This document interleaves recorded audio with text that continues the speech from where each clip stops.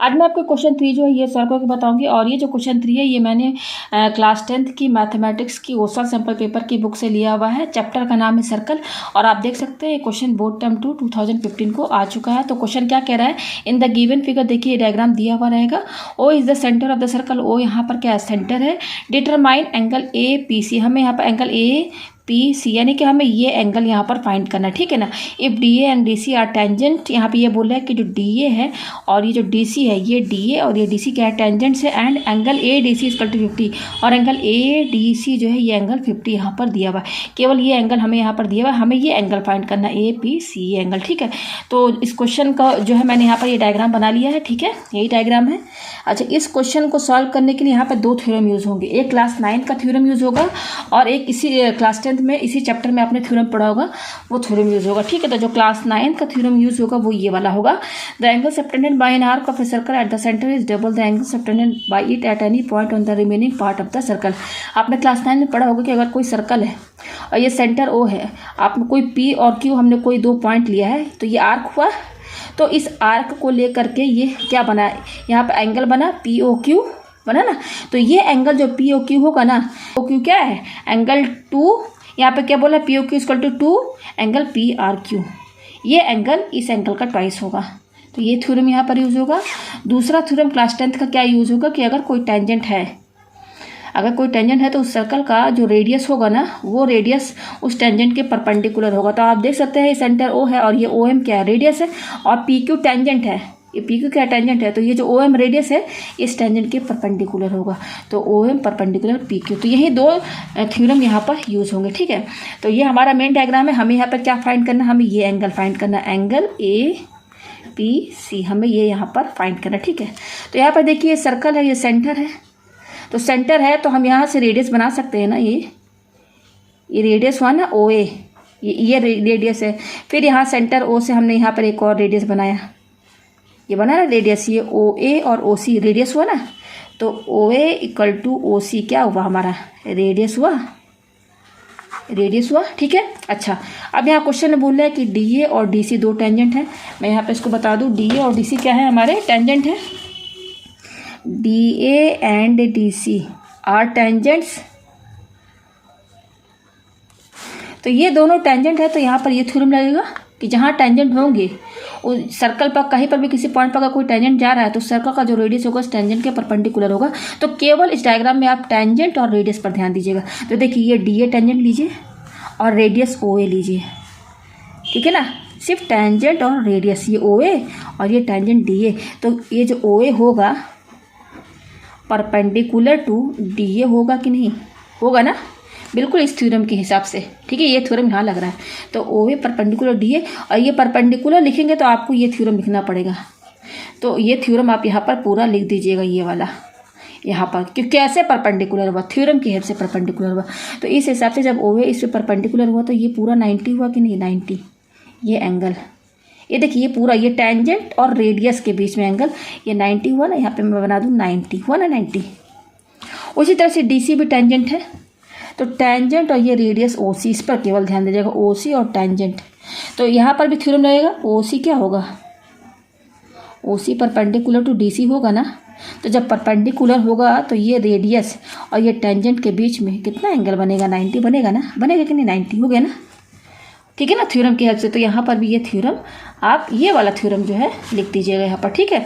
अच्छा, ये अब यहाँ पर देखिएगा आपको D A O C, D A ओ सी आपका क्या है, क्वाड्रिलेटरल है कि नहीं, डी ए ओ सी। मैं यहाँ पे अगर अलग से डायग्राम इसका केवल बना दूँ डी ए ओ सी का, तो देखिए यहाँ बनाती हूँ मैं यहाँ पर, ये इस तरीके से, ये रहा, यस ये रहा मेरा डी है, ये मेरा ए है, ओ है और ये सी है, ठीक है। तो ये एंगल कितना दिया, 50 दिया, मैं यहाँ 50 बना लूँ, ठीक है। और ये देखिए ये पूरा एंगल टेंजेंट और रेडियस के बीच में, यानी कि ये एंगल पूरा 90 है ना, ये वाला एंगल देखिए, ये एंगल ये 90 है कि नहीं, है ना 90। उसी तरह से ये भी पूरा 90 है ना,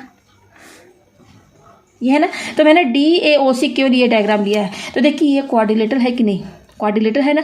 तो यहाँ से क्वाड्रिलेटर की हेल्प से हम यहाँ पर थ्योरम लगा के ये वाला एंगल पता कर सकते हैं कि नहीं। ये एंगल क्यों पता कर रहे हैं ये भी मैं आपको बता दूंगी। तो हमारा यहाँ पर क्या है, DAOC क्या है, क्वाड्रिलेटर। क्वाड्रिलेटर किसे कहते हैं, जिसके 4 साइड हो, तो ये 4 साइड है ना। तो यहाँ पे मैं ले लेती हूँ DAOC इज ए क्वाड्रिलेटर, हुआ ना क्वाड्रिलेटर। तो क्वाड्रिलेटर में 4 एंगल होते हैं, 1 2 3 4। तो हम ये जानते हैं कि sum of the angle in a quadrilateral कितना होता है, चारों एंगल का सम 360 के बराबर होता है। तो यानी कि ये एंगल इन चारों का सम 360 के बराबर होता है। तो इसको हम कैसे लिखेंगे, देखिए इस एंगल का नाम आप कैसे देंगे, एंगल ADC। तो ऐसे लिखिए यहाँ पर एंगल, ये वाला एंगल 50 है ना, ये चारों एंगल ऐड होगा। तो इस एंगल को, ये एंगल लिखना तो कैसे लिखेंगे, ADC। तो एंगल ADC प्लस, अब इस एंगल पर आइए तो इस एंगल का नाम कैसे देंगे, angle DCO, angle DCO plus, और फिर इस एंगल का नाम देना है तो एंगल AOC। अब AOC, इस एंगल का नाम दे रहे हैं AOC लिखिए चाहे CO लिखिए, मैंने यहाँ AOC लिखा है, ठीक है, प्लस। और फिर इस एंगल का नाम कैसे देंगे, एंगल DAO। इस एंगल का नाम कैसे देंगे, DAO, ये दिया, ठीक है, यहाँ पे लिख दिया।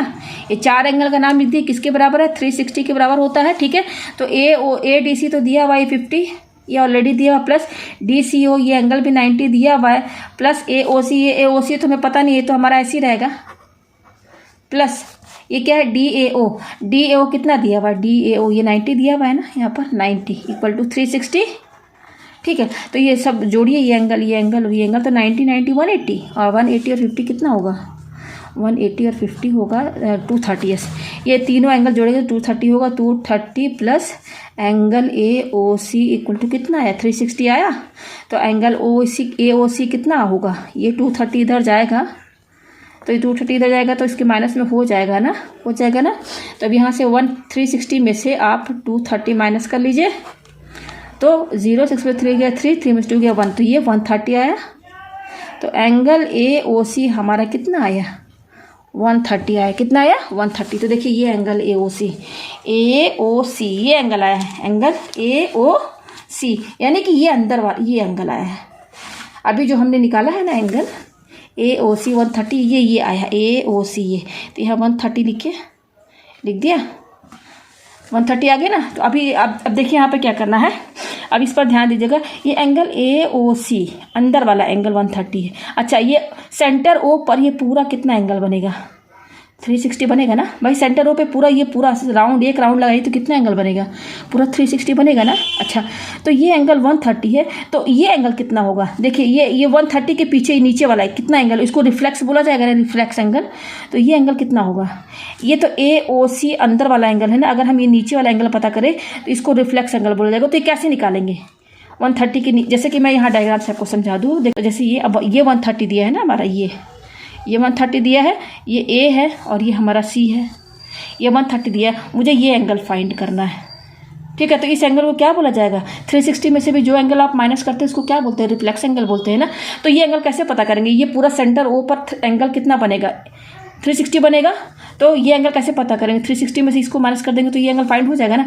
तो हम इसको लिखेंगे कैसे, AOC, ये AOC, ये भी एंगल आ रहा है, इसका भी नाम AOC है, लेकिन ये क्या है 360 में से माइनस होकर आ रहा है, तो इसको रिफ्लेक्स लिखेंगे, रिफ्लेक्स एंगल AOC, ये O है ना सेंटर, रिफ्लेक्स एंगल AOC कैसे होगा, 360 में से ये 130 माइनस कर दीजिए, ठीक है। तो कितना आएगा, 360 में से 130 माइनस कीजिए, तो 6 में से 3 गया 3 में से 1 गया 2, 230 आया। देखिए रिफ्लेक्स एंगल किसे कहते हैं, जो 360 में से माइनस हो। तो ये नीचे वाला एंगल जो है, ये 130 के नीचे पीछे जो है, ये एंगल 360 से माइनस हो रहा है, तो रिफ्लेक्स एंगल हुआ, तो कितना आया, 230 आया, ठीक है। तो यही एंगल हमें मेन निकालना। अब ये एंगल हमारा आ गया ना, तो अब हमारा ये थ्योरम यूज़ होगा, ठीक है, ये थ्योरम। तो देखिए ये जो हमारा क्वेश्चन में जो बना है ना सर्कल, तो मैं देखिए इसको फिर से डायग्राम बना रही हूँ सही से, ठीक है। जैसे ये हमारा बना हुआ है, ठीक है, और यहाँ पर सेंटर O है, और ये हमारा यहाँ पर A है, ये C है, यहाँ पर ये पॉइंट A है, और ये C है, और यहाँ पर P दिया हुआ है। ये देखिए इस तरीके से ये P दिया हुआ है, ठीक है। और हमने अभी कौन सा एंगल निकाला, ये एंगल निकाला है ना, रिफ्लेक्स एंगल जिसको कहा गया, ये रिफ्लेक्स एंगल, ये कितना आया हमारा, ये एंगल हमारा आया अभी जो हमने निकाला है 230। और इसके पहले हमने क्वाड्रिलेटरल की हेल्प से ये ऊपर वाला निकाला था 130, तो इसका यूज नहीं है, लेकिन हाँ इसके हेल्प से ही, इस 130 के हेल्प से ही हमारा तो ये रिफ्लेक्स एंगल निकला है ना। तो ये रिफ्लेक्स एंगल, ये जो पीछे बना है AOC रिफ्लेक्स एंगल, ये मैंने यहाँ पे बताया। हमें क्या पता करना है, ये एंगल फाइंड करना है, ये एंगल फाइंड करना है ना। तो अब यहाँ पर देखिए हमारा इस वाले में ये देखिए मैंने केवल इतना ही पोर्शन बनाया है, यहाँ मेन डायग्राम में केवल इतना ही पोर्शन बनाया है, ठीक है। तो अब यहाँ पर ये वाला थ्योरम यूज़ होगा। तो देखिए यहाँ पर ये AOC जो है, इस थ्योरम की हेल्प से हमारा जो AOC है, reflex of angle AOC, reflex of angle AOC हमारा क्या होगा, ट्वाइस ऑफ एंगल APC होगा कि नहीं। बिल्कुल यही थ्योरम यहाँ पे लगा है। इसको अगर और अच्छे से बनाया जाए, जैसे इस तरीके से बनाया जाए, तो मैं इसको बना देती हूँ। ये थोड़ा इस तरीके से दिया हुआ ना, अगर ऐसे समझ लीजिए आप, इसको मैंने ऐसे कर लिया, पलट दिया है कॉपी को, ठीक है। तो यहाँ पर ये देखिए, ये हमारा क्या है, ये A और C क्या है, ये हमारा माइनर आर्क है, ये मेजर आर्क है, ये A और C 2 पॉइंट है, और ये A और C को लेकर ये मेरे मेजर आर्क है, ठीक है। तो अब यहाँ सेंटर पर एंगल कितना बनना है, इस आर्क को, इस 2 पॉइंट आर्क को लेकर कितना एंगल बनना है, 230। तो ये रिफ्लेक्स एंगल हुआ। तो ये एंगल इसका ट्वाइस होगा कि नहीं, इस एंगल का ट्वाइस होगा कि नहीं, होगा ना। बिल्कुल यही थ्योरम तो यूज़ हो रहा है, ठीक है। तो और अच्छे से अगर समझना है तो चलिए मैं यहाँ बना देती हूँ उसको। किस तरीके से बना है, देखिए ये यहाँ पर सेंटर O है, और ये इस तरीके से C है, ये A है और ये C है, और ये पॉइंट P है, ठीक है। और ये इस तरीके से दिया हुआ है, ठीक है ना, ये नहीं दिया हुआ है। तो देखिए यहाँ पर एंगल, देखिए सेंटर O पर एंगल नीचे की ओर है ना, अंदर की ओर है ना। तो यहाँ पर भी तो हम इसी तरीके से लेंगे ना, ये वाला एंगल लेंगे ना, इससे कंपेयर कीजिए। यहाँ पर देखिए नीचे की ओर एंगल लिया है, तो यहाँ पर भी हम नीचे की ओर एंगल लेंगे। तो ये एंगल इस थ्योरम की हेल्प से POQ, यहाँ पर POQ है, यहाँ पर हमारा AOC है। तो हमारा ये एंगल है ना, बाहर की ओर एंगल बना, तो ये रिफ्लेक्स ऑफ एंगल लिखेंगे ना, रिफ्लेक्स ऑफ एंगल AOC क्या होगा, इसमें POQ क्या है, 2 ट्वाइस ऑफ PRQ है ना। तो AOC ट्वाइस ऑफ APC होगा कि नहीं, होगा ना। समझ में आ गया आपको। तो ये बना, थ्योरम की हेल्प से आया। अब देखिए रिफ्लेक्स ऑफ एंगल AOC कितना दिया हुआ हमारा, हम तो लेकर आ चुके हो, कितना है, ये तो एंगल पूरा 230 है ना बाहर वाला। तो यहाँ पे रिफ्लेक्स ऑफ एंगल 230 लिखिए, इक्वल टू ट्वाइस, अब ये 2 है और ये इनटू है इनके बीच में, तो एंगल APC। तो एंगल APC चाहिए ना हमें केवल, तो एंगल APC कितना होगा, ये 2 क्या होगा, इधर आएगा तो इसके डिवाइड में चला जाएगा, 230 के चला गया डिवाइड में। तो अब काटिए इसको, तो 2 1 जा 2, 2 1 जा 2, 2 5 जा 10। तो एंगल APC जो है हमारा वो कितना है, 115 एंगल। तो यही एंगल हमें यहाँ पे फाइंड करना था। देखिए हमें क्या निकाला था, एंगल APC, जो मैं यहाँ पर लेकर आ गई। तो उम्मीद है आपको ये क्वेश्चन अच्छे से समझ में आ गया होगा।